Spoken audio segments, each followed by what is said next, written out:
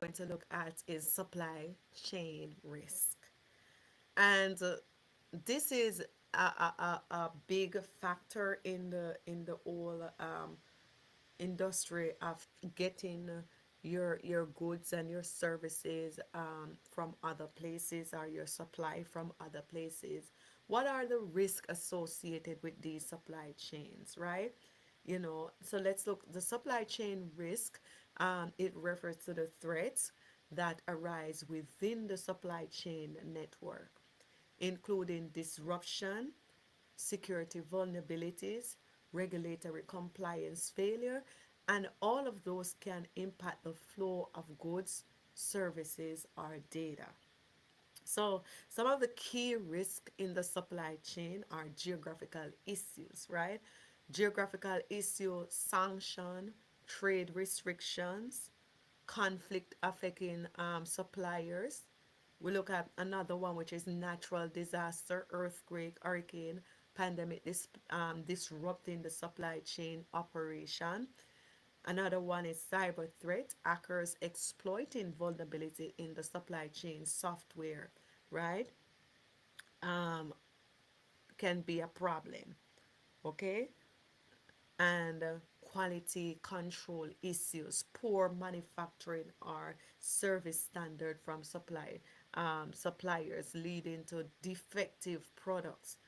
Quality control can be a problem. The products, because they are manufacturing them so fast, right? Poor manufacturing our service standard from the supplier, and this lead to defect products, right? Financial instability, the supply chain and going bankrupt or defaulting on their obligation.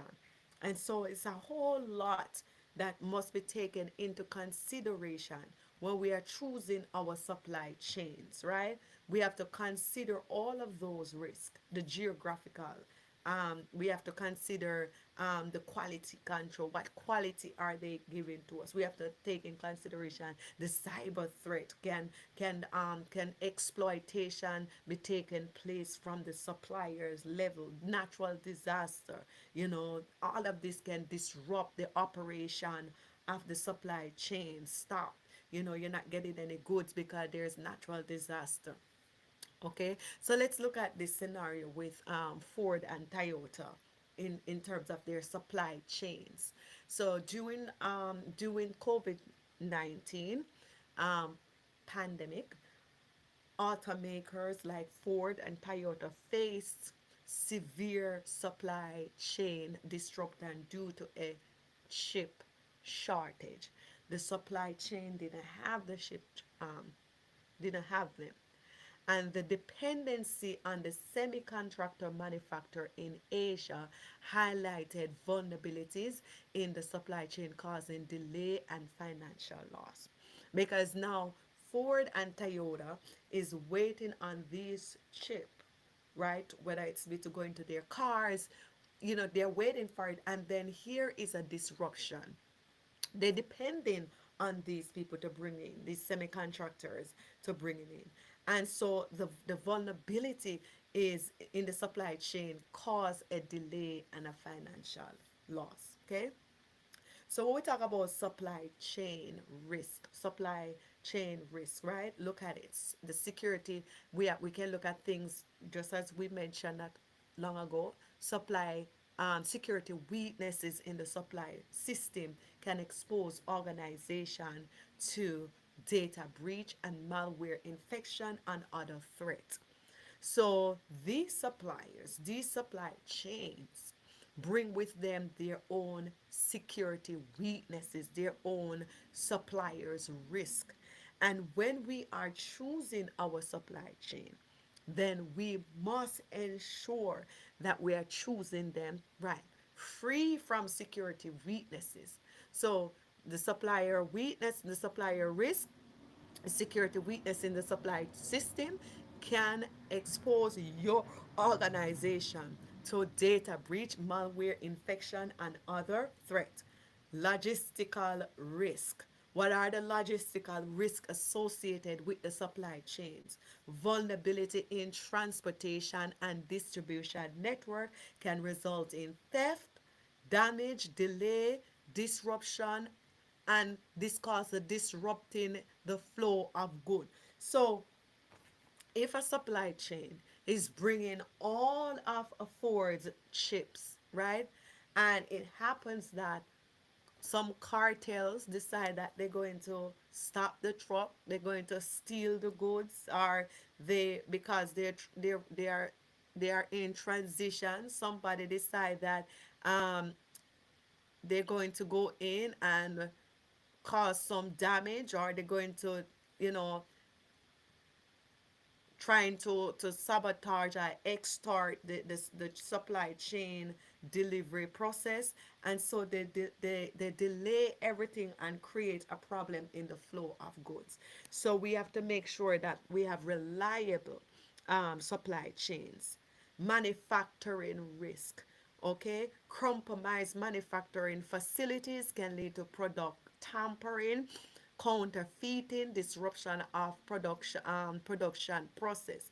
So at the manufacturer of the supply chain, there's so many things that can happen at the manufacturing stage. You can have compromised manufacturing facility, which, they tamper with the product, they counterfeit, right, and disruption of the production process. So when you are choosing your supply chain, these are some big things. Customer risk, breach in customer facing system, right, that can expose the sensitive data, impacting customer trust and loyalty. So this is all coming from the supplier chain, but you as the person who is using the supplier's chain, and the supplier's chain probably the third party vendor is using the supplier chain, and you are the one who is buying from the third party. So you have to make sure that the link, from the supply chain to the vendor, to your organization, that those are thoroughly checked out, that you are doing your assessment, that you are having your agreement with your terms and your condition, your service level agreement, that will outline what you need to see, what you need to know, what they must report, how are they audited, how are they examined for compliance. Many times, the third party vendors are, should be the one that thoroughly examine the supply chain, and sometimes you are working directly with the supply chain. It all depends on your level of service. And so if there is a compromised product from the manufacturer to the customer, you are going to lose your reputation. You are going to be going into financial and legal battle with these customers when their data are leaked, right? And we saw what happened with Target in 2020, in 2013, with their HVAC system. That probably came all the way from the supplier to the third party vendor, right? And they didn't know, because probably the HVAC maybe wasn't made by the third party vendor, but they probably be the one that assembled them. They get the parts and assemble them, but whatever went in from the manufacturer, they probably didn't know about it. So it's important that you assess your third party vendors and your supply chain, right? Because you don't want to get into financial problem. So we're going to look at the supply chain attacks, because there can be attack on the supply chain, right? There are supply chain attacks. A supply chain attacks occur when an attacker targets vulnerability in a vendor supply or service provider to compromise the security of a large organization. So let's look at the types of supply chain attacks. Software supply chain attacks, right? The attacker insert malicious code. So this is what we're talking about. The from the supply chain, the attacker can insert a malicious code into legitimate software, right? So that's one of the problems that we can have with our supply chain. the product is being made, right, from the manufacturer, and they decide that they're going to insert malicious code into the legitimate software updates, right? Like a solar wind attack. Example of that, a solar wind attack. And we're going to look at some scenario. So can you imagine you don't know that this malware is inserted into the software because it came from the supply chain, maybe comes straight to you, or maybe went to a third party vendor that you are using. You don't have no idea that this malicious code was inserted from the supply chain. Hardware tampering, because here is where it starts from, it develops from, right? The manufacturer, the people who are putting the computer together, who are putting the Splunk, the SIM together, right? And from there they inserted malicious code. From there they tamper with the system. Hardware tampering. Attacker implement malicious component into the hardware before it was delivered. So you see, and this happened all the time. So you are wondering, poor product, malfunctioning product. It's not the authentic one, because from the manufacturer to the third party vendor or to the other people, they are tampering with the product. They're tampering it. They're implementing malicious component into it, and before it deliver, and they have their people that they are working with. The supply chains many times have their own hackers that they are working with. I believe that they have their own people working with. So when the product go out, because by the time the product reaches comes, sometimes when we talk about 0 day vulnerability and all of that, then we're going to see, oh, malicious attackers or hackers knows about the vulnerability before the vendors and before the customers know about it. Oh, sometimes I just believe they're working with these supply chains and they know that the vulnerabilities are in the product. So by the time you hear, oh, unknown vulnerability, known vulnerability. You see what I'm saying? So that is in itself, something you have to do your due diligence with. Sometimes you will never know. Sometimes you will never know who the third party vendor is getting their supplies from. And that's a big thing that we need to take into consideration. Hardware tampering, inserting malicious code into the hardware before it get delivered. Third party credential theft. Cyber criminals steal credential from a vendor to gain unauthorized access. That's a possibility.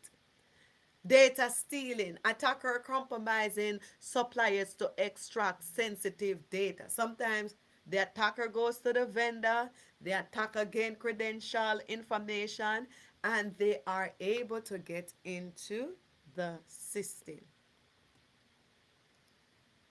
Supply chain attacks. Let's look at some of them. These are some scenarios. A sophisticated supply chain attack has targeted a solar wind, right? Winds. A software company compromises its own software used by thousands of organizations, including government agents. That was what happened in 2021. Another attack that took place that's 2020, 2020. In 2021, another attack that took place is um, a ransomware attack on a colonial pipeline, a major U.S. fuel pipeline, causing disruption in fuel distribution, highlighting the impact of a crucial um, infrastructure, because it started from the supply chain, right? In North Python attack, a devastating ransomware attack that spread throughout supply chain, affecting businesses globally, causing billions of dollars in damage. So when the supply chain becomes a problem, when the supply chain become a problem, that can cause your organization to be in problem. We talk about the solar wind, one of the most infamous supply chain attack that we've ever heard of, where the attacker infiltrate the solar wind, which was used by companies and government agency, and the attacker insert what they did, they inserted a malware into the system, right? Enabling them to spy on high profile targets, including US government agents. Attackers are always, what you have to understand is that attackers are always that's their job. That's what they sit down and do all the time. From third party vendor to supply chain, they are always trying to find means and ways to get into your system, to take your information. They are always trying to spy on your information, right? That's attackers. That's their job. Okay? So let's look at this scenario. Ooh, I hope that I didn't do that. No, no, no. I'm trying to minimize my screen. Okay. All right. So let's look at this scenario. Compromised software update. A global software company provides an update to its widely used accounting software. Unknowingly to them, a hacker has infiltrated their supply chain and inject a malicious code into the update. Thousands of customers install the update, allowing hackers to gain unauthorized access to financial data. So what did they do? It's a global software company that provide updates to its widely used accounting software. The hacker infiltrate their supply chain, so it started from the supply chain, and they injected a malicious code into the update. So when this update came out, right, and everybody is doing the update, it allowed the hackers to gain unauthorized access to your financial data. That was what happened here. So one of the solutions that could work right here, since it's coming from the supply chain, since it was made with them, is to ask them for a code signing certification to ensure software integrity. Another thing that could happen is implement rigorous software supply chain security audits before deploying updates.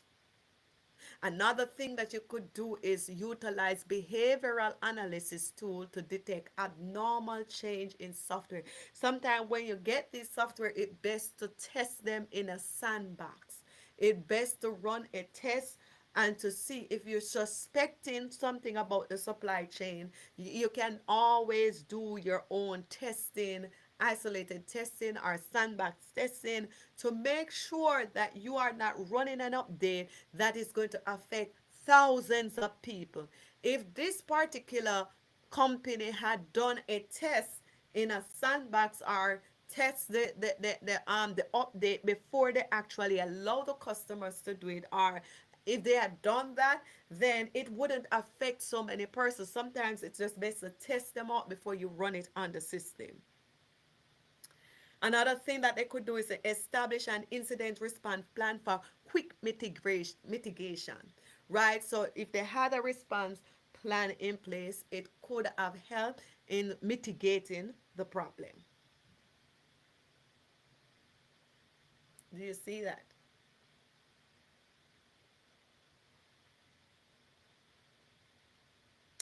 So all of these help.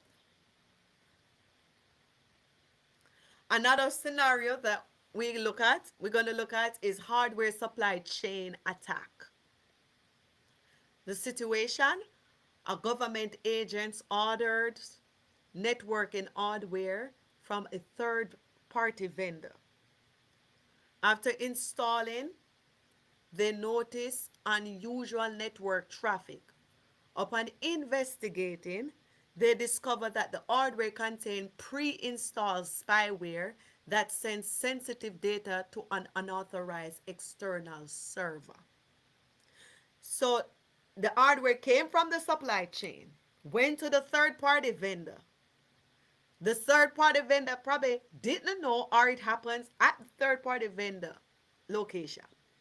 Installing of spyware, right? That sends sensitive data to an unauthorized external server. So let's look at this, because so many things can happen from the third party to the supply chain. So where did this thing happen? Did it happen from the supply chain? But listen, they said they order a networking hardware from a third party vendor. After installing, they noticed an unusual network traffic. Upon investigating, they discovered the hardware contained pre-installed spyware that sent sensitive data to unauthorized external server. So maybe what happened, the third party didn't vet the supply chain properly. Are we seeing that? Maybe the supply chain did not vet, the third party didn't vet the supply chain properly. So the solution could be vet supplies thoroughly and source hardware only from trusted vendors, right? That's one we could do. Because sometimes even when the vendors, the third party vendors are trusted, sometimes they don't know what the suppliers are doing. And we know that it is their responsibility to do their due diligence to ensure that the suppliers they are getting their goods from, they also are they also are following compliance, they also are watching over the production of their goods and services. They must also, they must, the third party must ensure these supply chains are doing also what they're supposed to be doing. So vet the supply chain, vet the suppliers thoroughly, and source hardware only from trusted vendors. Require tamper-proof packaging and conduct security testing on all new hardware. And we talked about that earlier. We said one of the things that we can do or could do as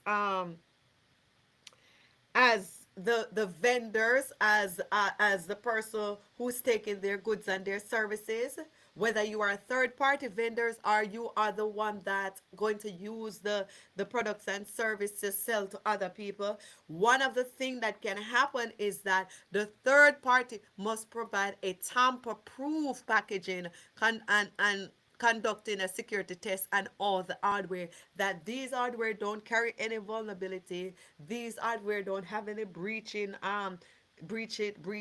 at the manufacturing level, that we went through, we tested them, we didn't find them.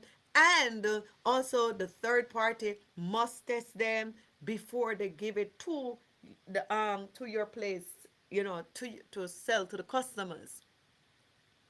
We have to ensure that, as maybe you're going to be the third party vendor taking um, products and getting your items from a supplier, and you will have to make sure they give you tamper proof, that they have conducted a security test on all the hardware, and there was no breach, there was no malicious code, there was no pre-installment with any spyware or any of that thing that is going to create a compliance issue, and not only that, reputational damage and legal and financial battle.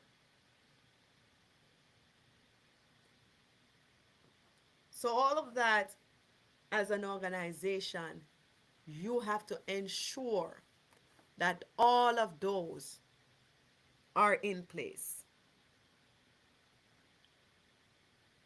Another thing that this company could have done is implement a network segmentation to isolate new device before fully integrated it. It is important that when you are getting device, so what happened with this company here, the government agent, they get the hardware, right?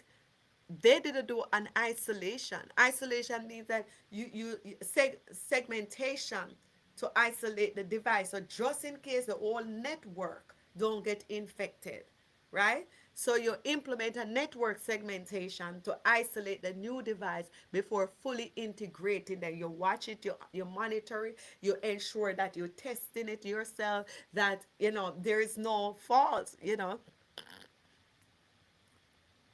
Another thing that could happen in this age and time is using an AI driven detection tool to monitor the network traffic. So we have to make sure that we're doing segmentation, that we're isolating these new devices, that we're testing them in our sandbox, and that there's no problem.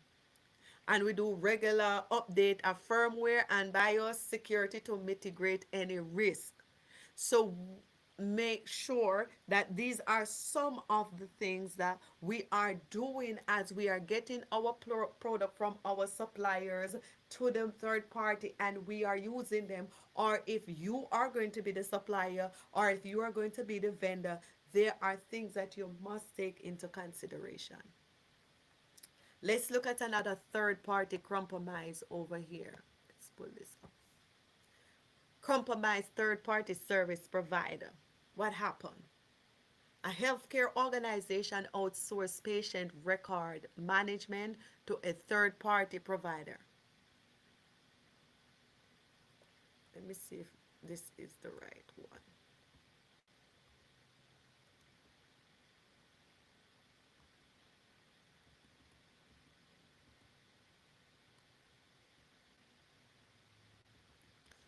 Let's make sure I am on the right slide. That one.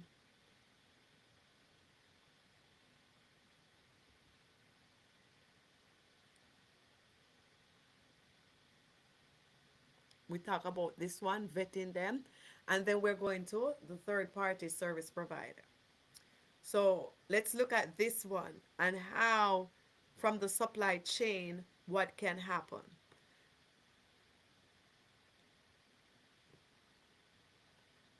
So the third party service provider, a healthcare organization outsourced patient record management to a third party provider. Hacker targets the provider, exploiting weak security controls and gain access to sensitive patient record. The healthcare company is held responsible for the breach and face legal action. So one of the things that they probably didn't do is to ensure that from the supplier coming in, they didn't test the system, and that probably could be a problem that they got themselves in. They didn't test, they didn't do a segmentation testing to make sure that the system was working properly, that is effective, that it was following the EPA, that it was in compliance. So they are suing the hospital. It seems as if the healthcare service there is in financial um, situation now, where they are facing legal action, right? Because they probably, the vendor, they didn't, I want to say that they didn't, probably didn't establish a strict third party vendor risk assessment before signing the contract. Because this can come from the suppliers, right? The supplier could be the problem in this, but yes, the third party who got the job from the hospital should have assessed these system first before they took the job from the hospital. and started using. So they didn't do the third party didn't do their due diligence. The hospital too probably didn't do their due diligence to find out from the third party what their supply chain is like. Do they have tamper proof that this product, do they have any evidence that the product don't bring have any breach? So yes, I would say they too are at fault. Another scenario is open source software vulnerability exploitation. A financial institution integrate an open source encryption library into its mobile banking app. Months later, security researchers discover a critical vulnerability in the library that hackers have been exploiting. Thousands of customer banking credentials are at risk. What happened here?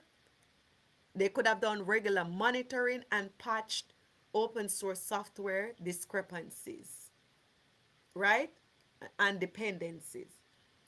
Use software composition analysis tool to detect vulnerability. That's one of the things that they could have done. Maintain redundant security layers such as zero trust architect, okay? Require pen testing before deploying the third party code. So that's one of the things because it's coming from the outside, right? It's coming from the outside, from the supply chain to the third party. So one of the things that will need to be done, you have to test the system, you have to do the patches and all of that to get rid of all these vulnerabilities. So we're going to look at not a lot of question in this part. We're going to move on to the other. What is the primary goal of a supply chain attack? Why is a supply chain attack? It's to improve the software performance. B, to compromise trusted suppliers or vendors to attack a larger organization. C, to increase customer satisfaction. D, to strengthen cybersecurity defense. And for this one, we said to compromise a trusted supplier or vendors to attack a large organization. So they come through from the main one to where it's going. So the primary goal of a supplier chain attack is to compromise a trusted suppliers or vendors to attack a larger organization. That's what they're about. Which of the following is the best practice to prevent supply chain attack? How can you protect against supply chain attack? Remember that in all of this we're talking about supply chain. Ignoring the third party security risk. B, conducting a vendor security audit and implementing access controls. C, allowing vendor unrestricted access to company networks. D, avoiding any security testing on vendor software. And the answer will be conducting a vendor security audit and implementing access control, right? So we're going to look at some effects and impact of vendors breach, the ripple effect, the impact of vendor breach. When there is a breach at the vendor's level, what are the impact? And let's see where we are in this concept. Let's go right up back to where we are so you can see. So we're doing we did supply chain, we did supply chain attack.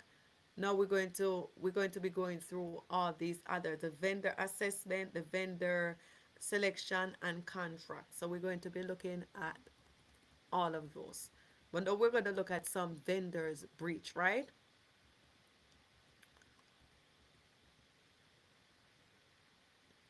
Data theft can be a vendor breached, right? Sensitive data stolen from vendor can be used for identity theft.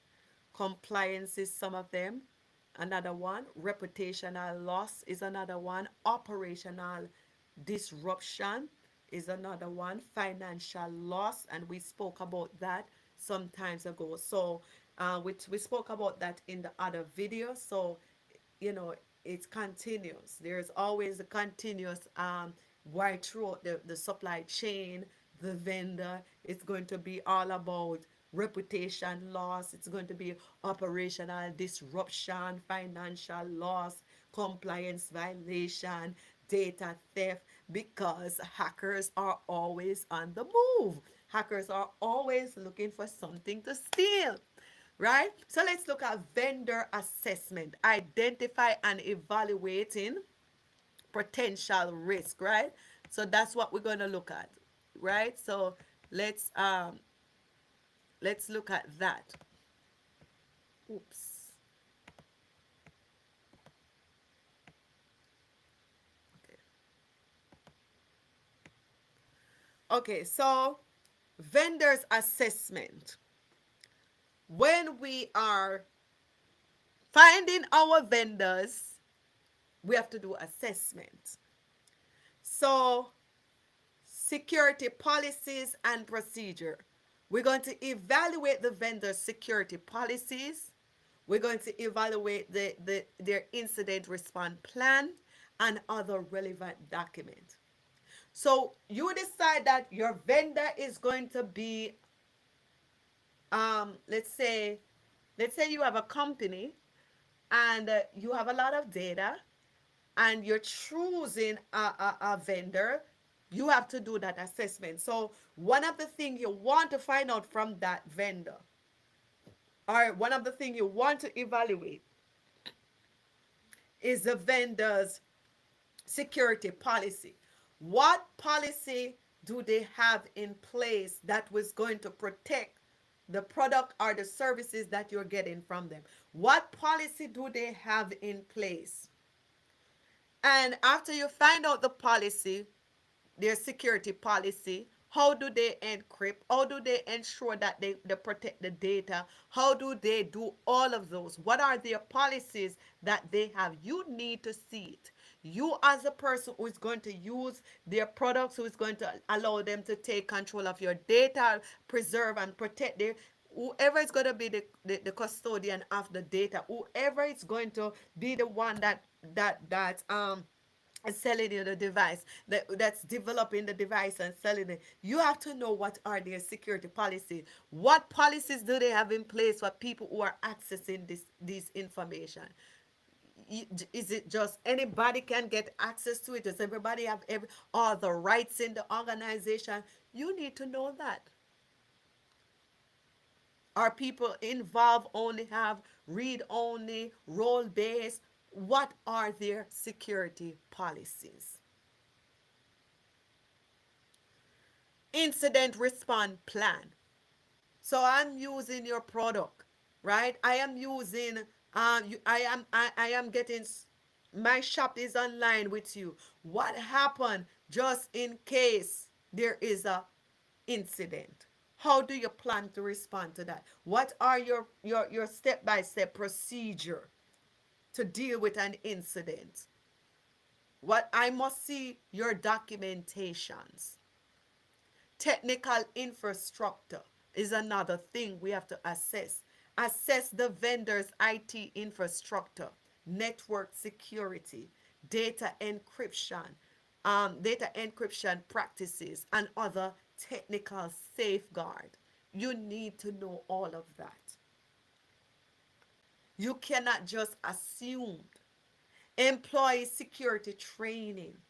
Determine if the vendor provides regular security training to their employees, ensuring awareness and best practice. Are they training the employees and the HIPAA standard? Are they training the employees to know and to be aware of any breach right there? What are the training? What are they providing in terms of security and training to the employees of their company? Third party audit and certification. Review any third party audits or certification the vendor has obtained, demonstrating their commitment to security. Do they have any training? Are they following any any specific standard or guidelines? What who are they following in terms of their security? Are they safe?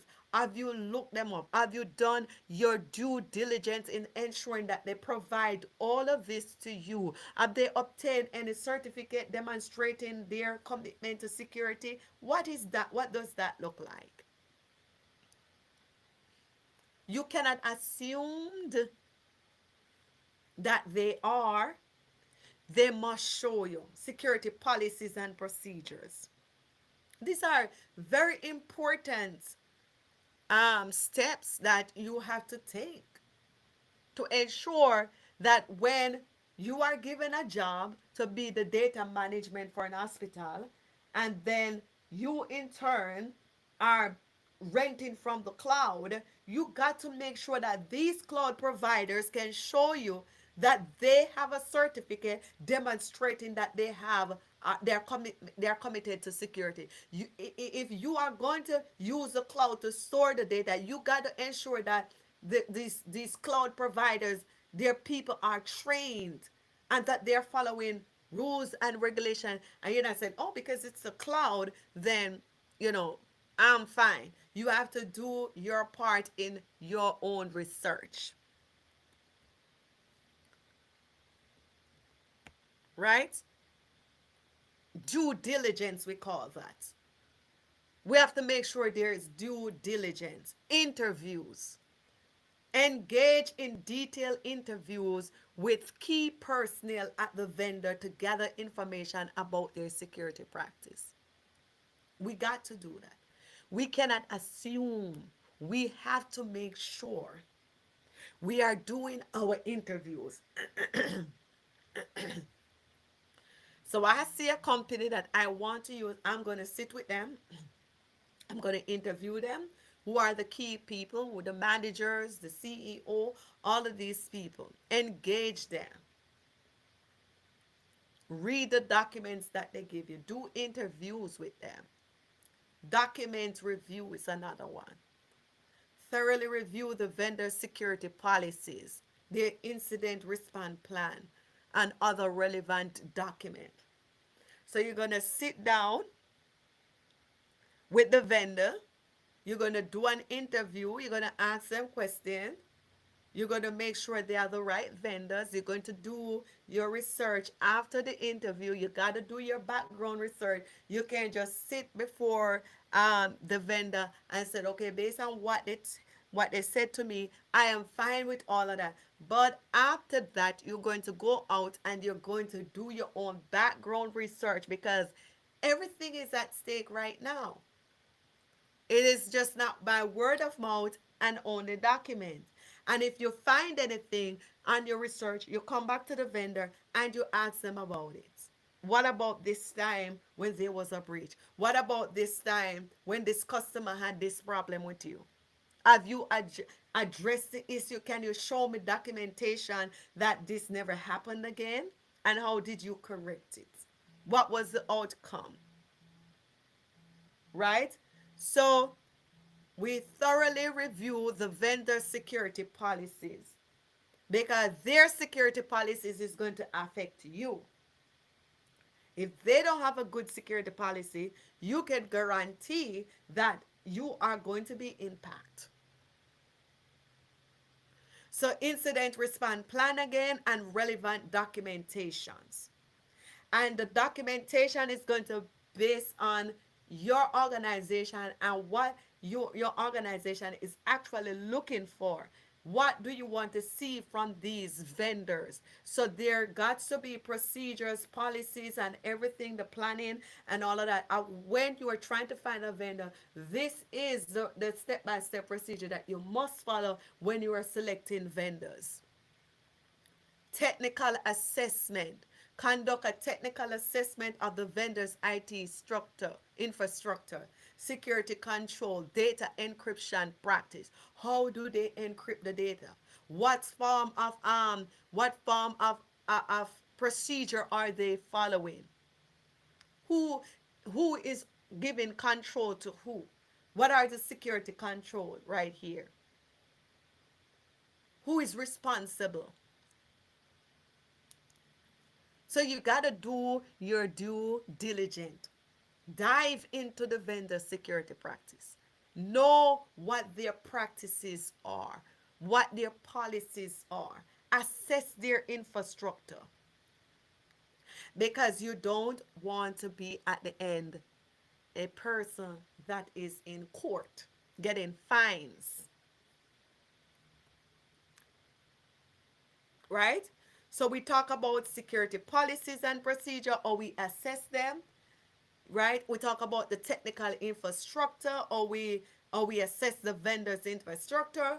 We talk about their employee training. Are they trained on security issue? Are they aware of the laws, the regulation, and the guidelines? And we talk about the third party audit and certification. Do they have anything to show for what they are doing? And then we look at the risk scoring, right?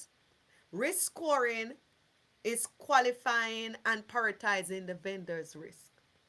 So we're going to look at the, after we do the risk assessment of our vendors, then we're going to, because what we're doing is a, hold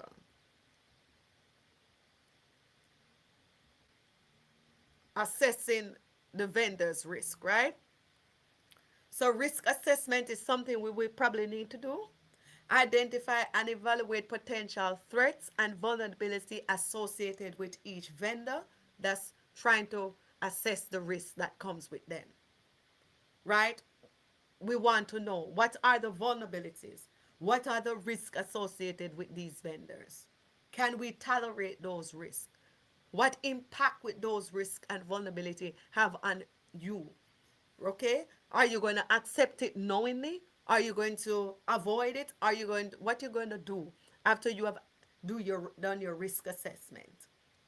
Risk scoring, you assign a numeric value score to each vendor based on identify risk and their likelihood of occurrence. So when you assess the vendor that you are using, what is the likelihood that there would be a data breach? What is the likelihood that there will be a flaw, an injection of code into the system, the hardware?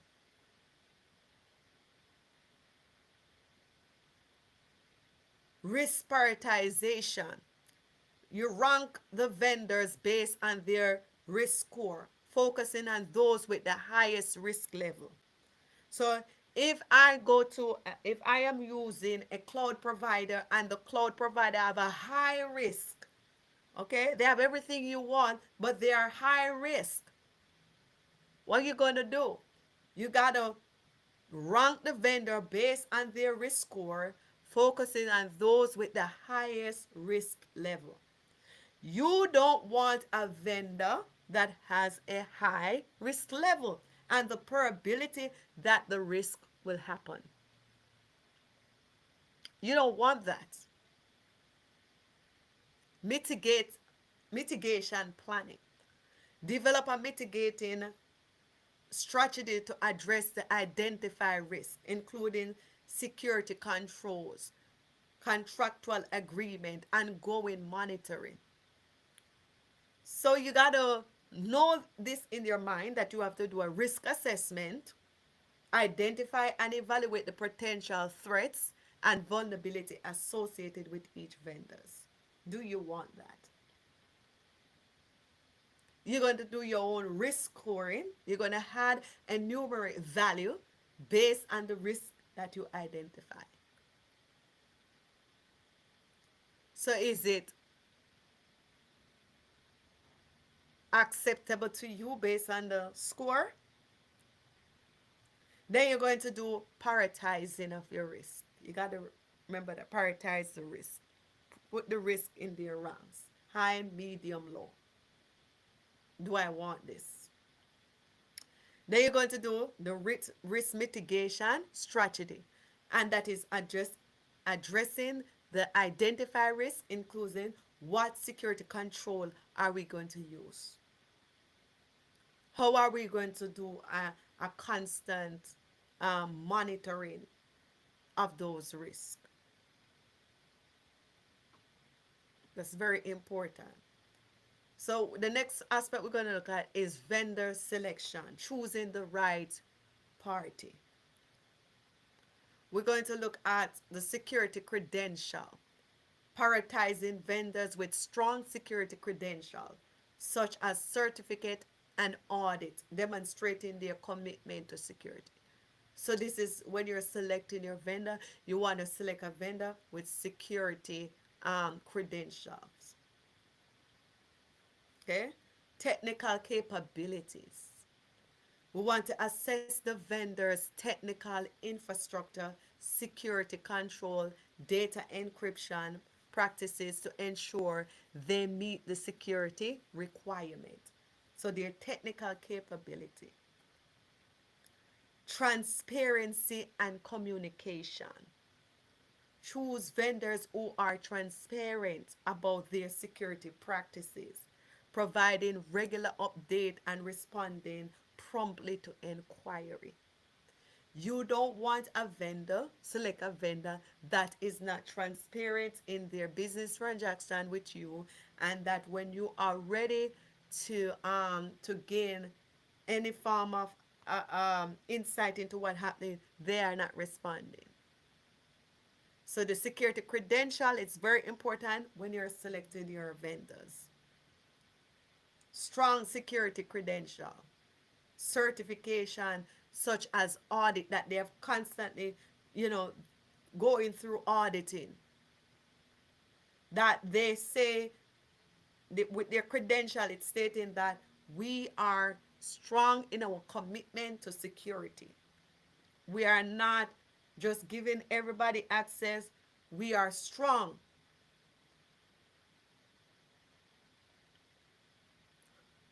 Are they doing their encryption?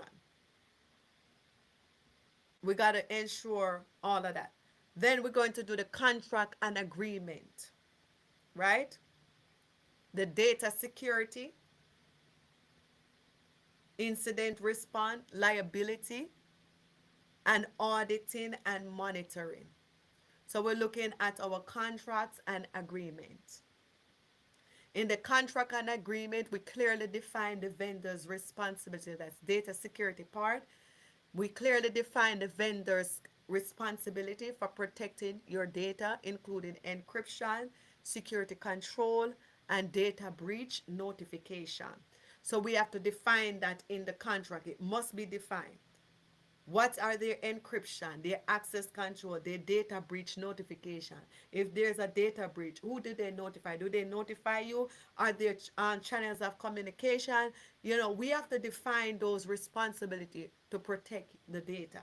We just don't want to give it to anyone and there's no definition, there's no outline, there's no step-by-step procedure to follow. Incident response, in this is all a part of the contract. Establish the protocol for handling security incidents, including breaches, notification procedure, incident investigation, remedy um, effort. What is the incident investigation process? Who do you notify? Who do we notify? What happened if there's an incident? Okay? Liability and liability, right? Specify the vendor's liability for data breach. If there's a data breach, who is reliable? How much percent of the liability are you going to carry? So you're going to specify the vendor's liability for data breach and the security incidents, including provision to protect your organization, right? So if there is a security breach like what happened with Target in 2023, what were their contract like from the third party vendor? Auditing and monitoring include provision for periodical audits and ongoing monitoring of the vendor's security practice to ensure compliance, right? So you got to know that all of these data security, especially this liability, must be a part of the contract, because you don't want that. you are hosting the service for somebody, and you renting your hosting space from a cloud provider who said that if there's a data breach, we're not responsible. You don't want that. There are certain liability that must go to them because the breach happens at the vendor stage, right? You contract them to do the job. So you got to make sure that in the contract there is clear outline of the level of liability and responsibility that they are going to take should there be a breach. Everything can be, because the customer is going to sue your company already. So if the company, if they're going to sue you, you got to sue somebody else. If they're going to sue you, you have to have somebody that you're going to sue because you're losing money. So all the burdens of the penalty and the financial loss cannot only be on your company. So, and the incident, so if there is a breach, if there is a problem, how is it going to be handled? So we have to make sure that all of that is in place. Audit. We got to make sure you're auditing these people all the time, because these people will, you know, create some problem for you, and you don't want that. So you got to make sure that there's constant auditing. So we look, now we're going to look at the service level agreement. Service level agreement holding the vendor accountable. We have to have that in place. The performance matrix define the key performance matrix to measure the vendor's performance, including uptime, response time, security incident resolution. Security requirement specify the vendor's security performance targets, such as encryption standard, vulnerability patching procedure, incident response time. We have to make sure all of that is in place. Penalties and incentives. Establish penalties for non-compliance and incentive for excellent performance. Targets to motivate the vendor to meet your security requirement. Sometimes they do that in the service level agreement. Sometimes you do that. And if you maintain a good security posture for these over these data, then we give you an incentive. If you don't, and there is any breach, and we have reputational damage, financial loss, compliance violation, then there are penalties that you will face from us. So we are putting that in our service level agreement because we want to hold you accountable. You see what I'm saying? So I think out of every penalty, yes, give them some penalties. I probably wouldn't really give them any incentive, but hey, it's just to make sure that they are on par.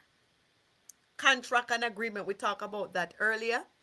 Ongoing monitoring and stay ahead of the game, right?